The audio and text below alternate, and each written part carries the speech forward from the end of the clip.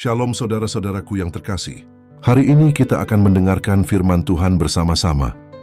Biarlah firman Tuhan ini membuat kita semakin erat dengan Tuhan. Baiklah, mari kita mulai. Salam satu hari, satu firman, sejuta damai. Judul khotbah hari ini adalah Hidup sebagai pribadi yang membawa damai. Mari kita bersama-sama mendengarkan satu ayat ini. Efesus 4 ayat 32.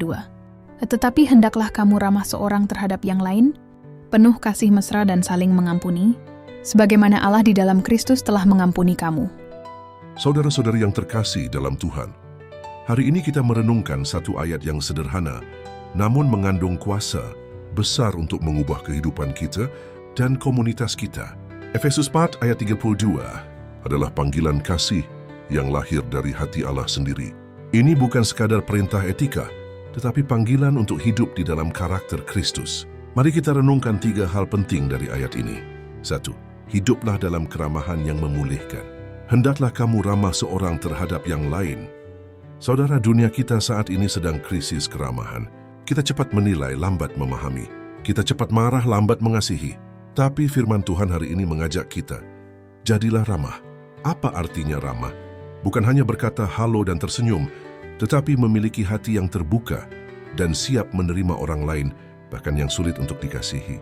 Keramahan sejati bukan hasil usaha manusia semata, tetapi buah dari perjumpaan dengan Kristus. Ketika kita tahu betapa sabarnya Tuhan kepada kita akan punya hati yang sabar kepada sesama. Rumah tangga akan dipulihkan jika ada keramahan. Pelayanan akan bertumbuh jika ada hati yang ramah.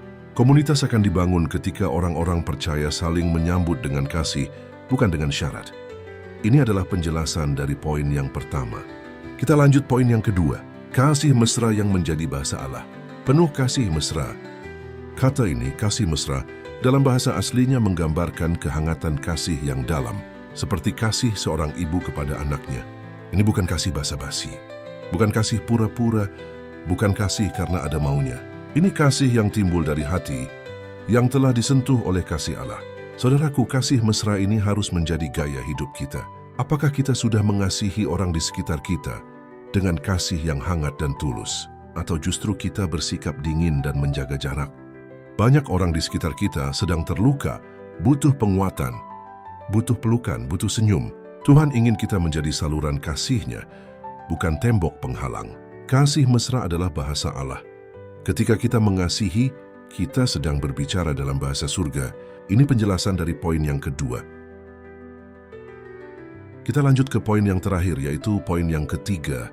Pengampunan cermin terbesar kasih Kristus dan saling mengampuni, sebagaimana Allah di dalam Kristus telah mengampuni kamu. Ini yang paling sulit, saudara, mengampuni. Tapi inilah puncak dari kehidupan rohani yang dewasa. Kita diampuni bukan karena kita layak, tapi karena kasih karunia. Maka kita pun dipanggil untuk mengampuni, bukan karena orang itu pantas, tapi karena kita sudah lebih dulu menerima pengampunan yang besar dari Kristus. Mungkin ada luka lama, mungkin ada kata-kata yang menyakitkan, perbuatan yang menghancurkan hati. Tapi hari ini Tuhan berkata, lepaskan, jangan bawa kepahitan dalam perjalanan imanmu. Jangan biarkan racun dendam menggerogoti sukacitamu. Ketika kita mengampuni, bukan kita rugi, justru kita dibebaskan. Saat kita mengampuni, kita sedang meneladani Kristus. Dan tidak ada tindakan yang lebih ilahi daripada pengampunan. Ini penjelasan dari poin yang terakhir. Kita sudah mendengarkan 3 hal penting tentang hidup sebagai pribadi yang membawa damai, sebagai pesan penutup. Saudara yang dikasihi Tuhan, Efesus 4 ayat 32 bukan sekadar ayat hafalan, tapi panggilan hidup. Mari kita menjadi orang percaya yang ramah, penuh kasih mesra dan mau mengampuni. Dunia sudah cukup lelah dengan kebencian dan amarah. Gereja harus menjadi tempat di mana orang merasakan kasih yang sejati.